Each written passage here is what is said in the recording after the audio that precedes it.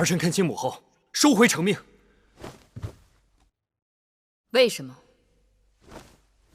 儿臣是一国之君，母后若在朝廷上下被人戳指脊梁，儿臣惶惑如何治理国家？更何况，母后不该罔顾臣民心意，毁了您的名声。大道理不必说了。今日大朝，雍瑞的那番话，难道无人转告你？儿臣不能接受，请母后治雍瑞谗佞之罪。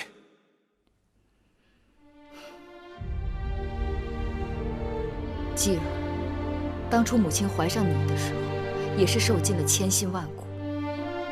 有人不想让你出事，用了种种手段来算计你的性命。可我终究还是把你保了下来，因为你是我的孩儿，我的骨肉。我就算自己不活，也要保你平安。当日我身处卑微，尚能保住我的孩儿。如今，谁还能再迫使我杀死自己的骨肉？母后，当初与眼下不同，有何不同？难道你是说，我当日怀上你是名正言顺，因为有一日你可能会当上大王，为我带来荣宠，母以子贵，所以你的性命更金贵。而这孩子有可能会为我带来谤言，会让人对你视皮论骨，我就该轻贱他，杀了他。继儿，对母亲来说，我腹中的孩儿同你没有差别。你只想讨好那些装腔作势的人，对这孩儿竟然没有一丝的怜惜。别忘了，他是你的兄弟姐妹。儿臣是嬴氏子孙，儿臣自有兄弟。是啊，你的嬴氏兄弟们有多少都想要你的性命，要你的脑袋。你宁可要那样的兄弟，也不肯留下母亲腹中的兄弟。母后，儿臣不是容不下你腹中的孩儿，而是您心里根本没有了父王，只有那个义渠君。你父王已经与我天人永隔，你却要我做抉择。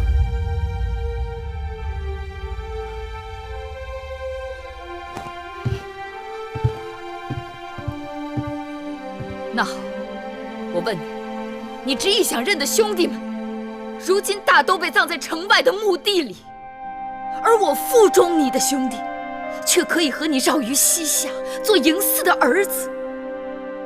你来选，要哪一边？母后，你为何要逼我？是你来逼我的。母后，出去。儿臣出去，就跪在殿外。母后什么时候改变主意，儿臣什么时候起来。随你。儿臣只是凭着一个做儿子的心，求母后改变主意。儿臣所做的一切，都是为了母后好。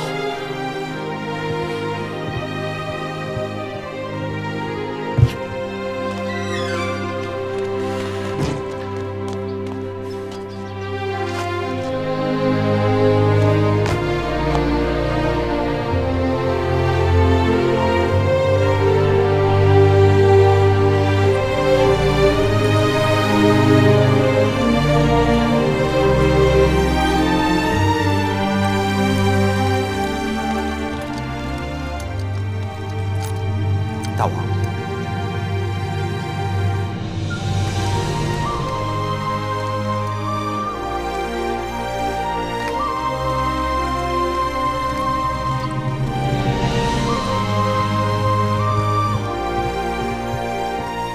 姐姐，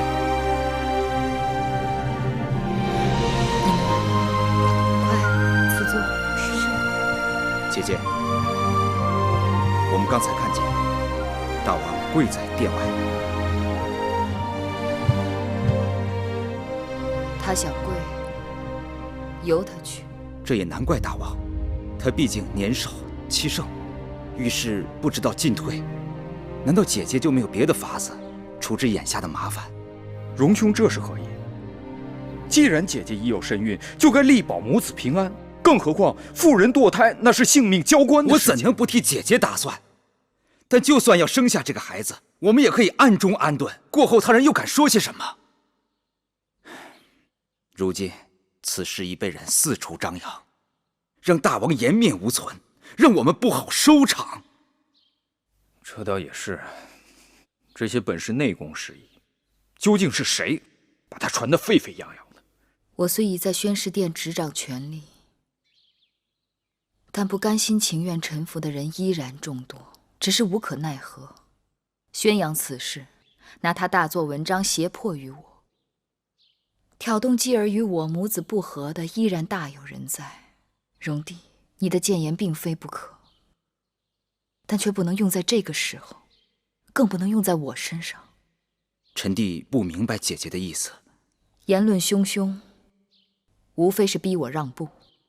我平定诸公子之乱，推行商君之政，剥夺了他们诸多旧有权势。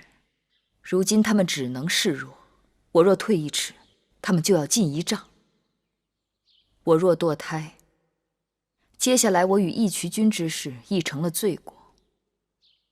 世人做事心中有愧，偷偷摸摸。我若生下这孩儿，暗中抚养安置，那就永远成了对手的利器和束缚我的桎梏。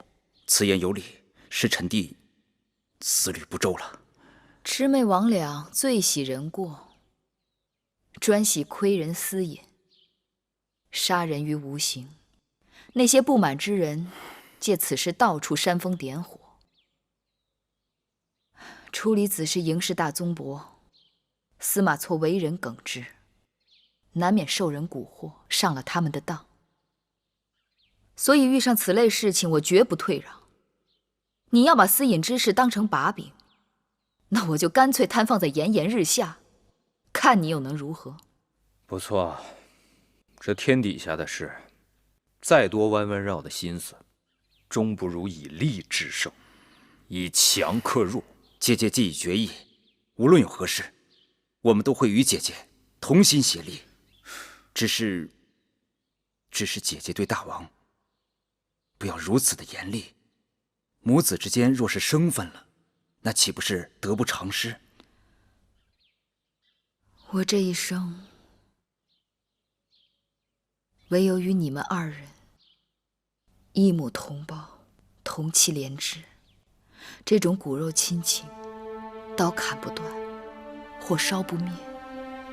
我想留下这孩儿，不仅是与义渠君的情分，也不是要与那些假惺惺的人硬赌一口气。我只是觉得继儿她太孤单了。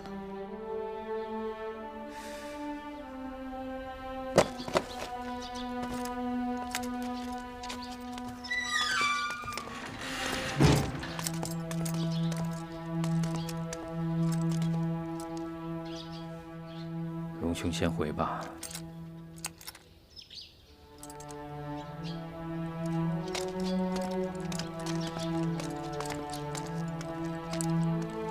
大王，这样硬撑不是办法。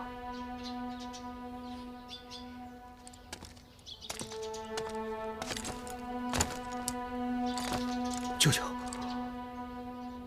你母亲的性子你并非不知，遇强则强，遇刚则刚，对她要以柔克刚，不可以硬碰硬。大王，事缓则圆。你这样跪在这里，伤的是你母后的心。况且太后怀有身孕，不能动气。大王和太后都深系国家，身体要紧，不如听舅舅的话，先回去歇歇，让舅舅来帮你转缓，如何？是母后让舅舅来的。是。我要听母后一句话。你母后已经有话，你先跟我回去，我自然会告诉你。舅舅，难道在母后心中，真的就一点也不顾及我的感受吗？你母后心里若没有你，又怎么会让我来劝你？大王，各让一步吧。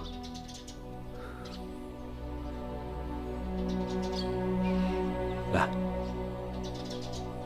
先起来，啊。